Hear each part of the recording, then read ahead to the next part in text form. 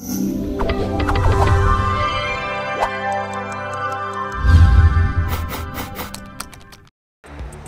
настаните од 27 април, Стручната служба на Собранието направи увид на материјалната штета и моментално се врши документирање, фотографирање и опис, соопшти пред службата. Воедно се истакнува дека објектот и опремата на Собранието се осигурани и осигурителната компанија ќе ги покрие трошоците од направената штета. За имињата за состав на новата влада кои деновиве се појавија во некои медиуми, портпаролот на СДСМ Шилегов рече дека се чиста шпекулација и дека досега не се разговарало за персонални решенија за соодветните ресори. СДСМ очекува Иванов да постапи согласно неговата уставна обврска и во уставниот рок да го даде мандатот за формирање влада на Зоран Заев.